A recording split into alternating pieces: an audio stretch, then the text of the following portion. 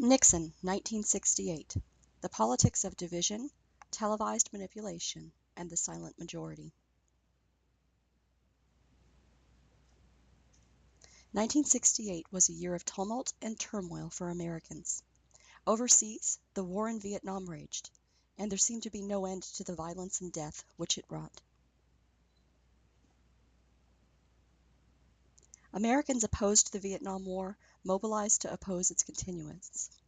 Students, mothers, wives, and veterans alike took to the streets in demonstrations geared toward raising awareness and attracting the attention of lawmakers. The struggle for civil rights on behalf of America's minorities had become violent as well. Strikes in the wake of the deaths of 2 Memphis sanitation workers in February 1968 sparked a national movement for de facto equality. Americans turned to their leaders for wisdom and solidarity. Martin Luther King interjected bravery and counsel to the events in Memphis, giving his moving speech, "I have been to the mountaintop." Sadly, his legacy was marked with violence as well. King was assassinated in April 1969 by a white supremacist sniper, leading to more street riots, which affected over 100 U.S. cities. Senator Robert F. Bobby Kennedy figured prominently in the civil rights, anti-war, and anti-poverty movements.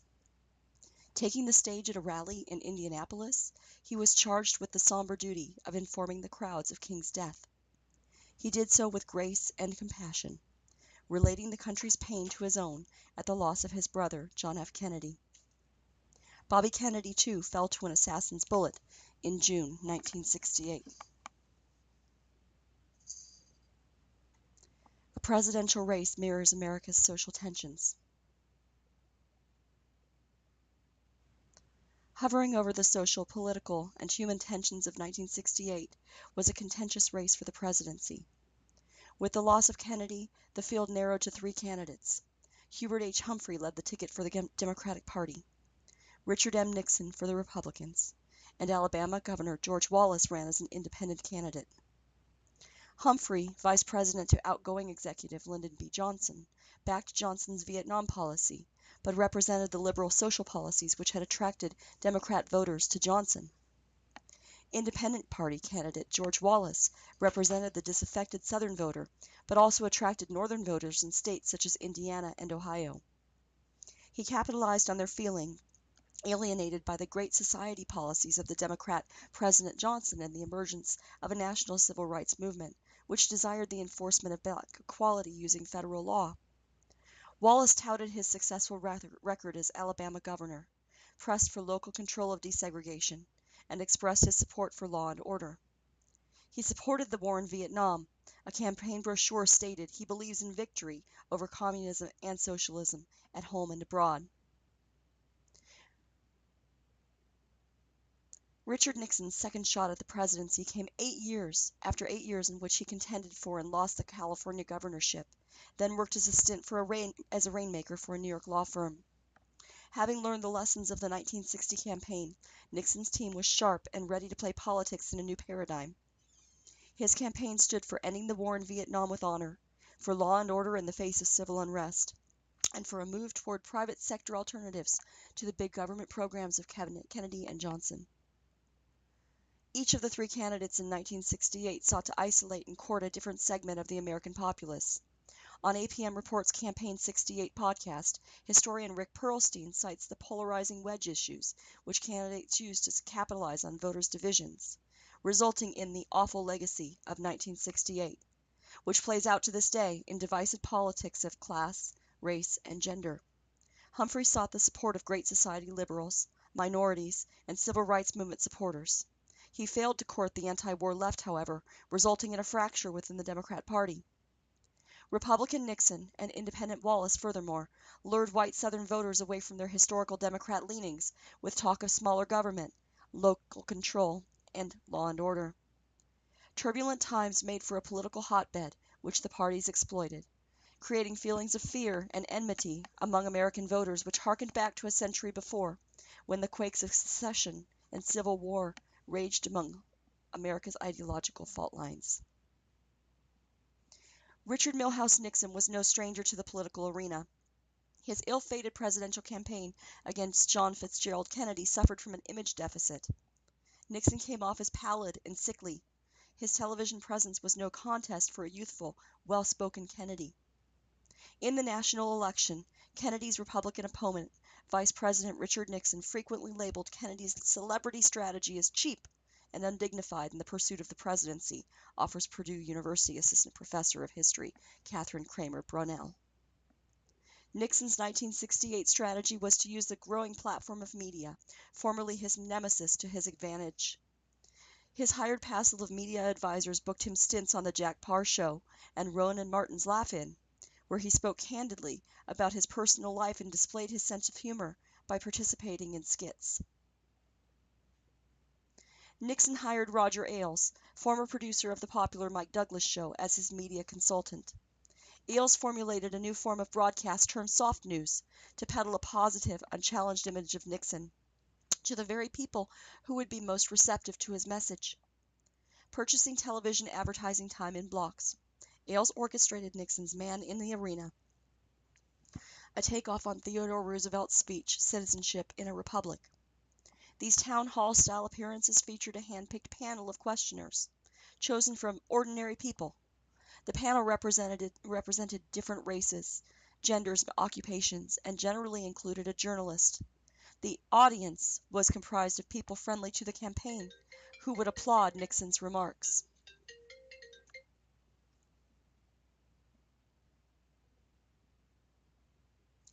Ailes would go on to orchestrate the media presences of future Republican candidates such as Gerald Ford, Ronald Reagan, and George H.W. Bush. He is best known, however, as the chairman and CEO of Fox News Network, the conservative news giant which has launched the careers of many prominent conservative media voices to the present day. Viewed as an evil mastermind by the American left, Ailes' strengths in garnering the power of media changed the politics of his generation. In this controlled environment, Nixon, the man in the arena, could be at ease. He appeared calm and self-assured, knowing that the questions pitched at him were friendly and he would not be exposed to the heckling and grilling which had been hallmarks of his experience with the media to that point. In this era, prior to campaign finance legislation and controls on media access by candidates, Ailes' craft was to style these political advertisements to appear like legitimate television programs, granting them legitimacy in the minds of the voters. Nixon made few campaign appearances, instead relying on the media to propagate his message through films of his carefully crafted rallies, thus mitigating the chance of gaffes or unfavorable coverage. Nixon was hardly alone in the use of television advertising, but his campaign was the most innovative among the contenders for its forward-thinking context and image-conscious execution. Nixon's short campaign commercials on television were constructed by a team of ad men who staged slick voiceovers across stock footage of startling images. Nixon's themes included peace, resolution to civil unrest, and the fear-inducing use of crime statistics to enhance his message.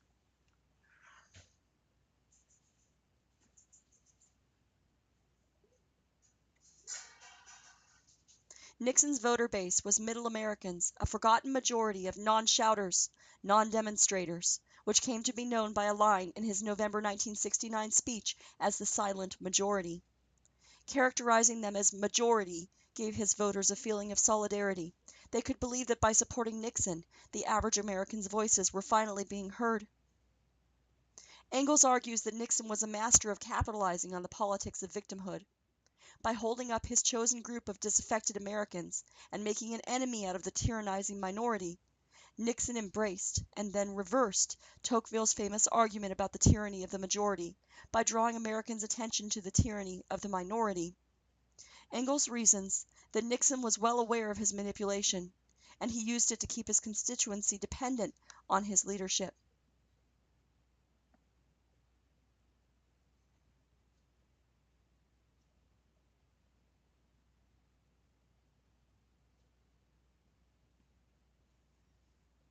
Nixon's demographic was white middle America, fast becoming disillusioned by the violence of a culture in turmoil, feeling surrounded and threatened by change. Exploiting that anger and resentment, then channeling it into an emotion of a fight for survival, was Nixon's tactic. Rather than naming blacks or student agitators as the enemy, however, Engels points out how Nixon and his team couched the conflict in the generic terms of a struggle of law and order. Resentment for other races became resentment for lawbreakers, and the race war became a war between the majorities and minorities for political power, states Engels.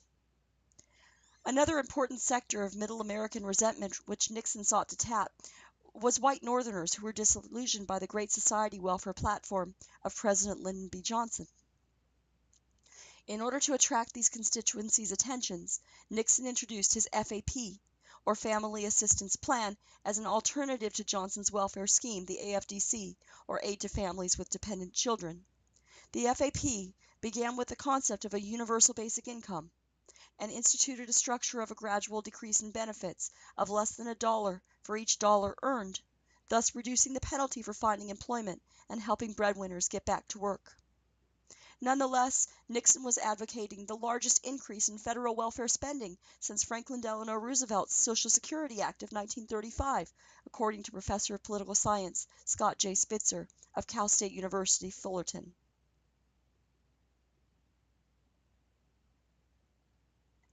Spitzer explains Nixon's apparent incongruity in advocating an alternative welfare program by clarifying who its beneficiaries would be. The president selected the FAP over conservative alternatives largely because it was the only plan that would redistribute welfare to the working poor, the majority of whom were white. Nixon's welfare rhetoric became increasingly targeted for this purpose, criticizing AFDC for assisting mostly non-working single mothers, while promising that the FAP would aid working two-parent families. Making breadbasket promises to a constituency is nothing new in politics. Nixon promoted division using federal assistance as bait. Spitzer's statistic bears out the point. According to one estimate, while the recipients of AFDC were 51% non-white in 1969, the FAP would have been 38.6% non-white by 1972. Nixon's smooth packaging and slick television commercials advertised America a new president in the same way the medium sold breakfast cereal or soap. An appeal to emotion and glossy packaging. In his journal piece Political Subjectivity and Presidential Campaign Ads, Paul A. Passavant, assistant professor of political science at Hobart and William Smith Colleges, cites Joe McGinnis's The Selling of the President as the ultimate gotcha. America, you've been had. He refrains, politics was not based on good faith or authenticity, but was becoming understood as just being as insincere as any other commercial endeavor seeking to manipulate consumers.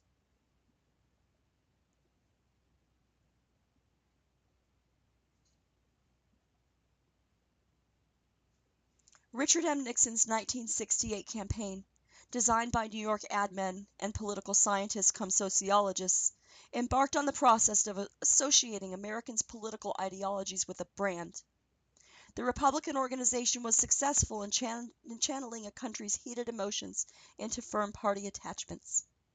In our day, America is represented by a red and blue map, signifying a combination of control and identity, rather than the ideals of representation and unity.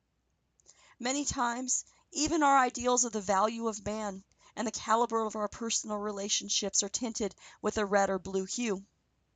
This categorical stereotyping of Americans by political expression, replete with its polarization and division of Americans into an ever-increasing number of small interest groups, continues to plague its democracy to this day. It remains an unfortunate legacy of an even sadder time in history.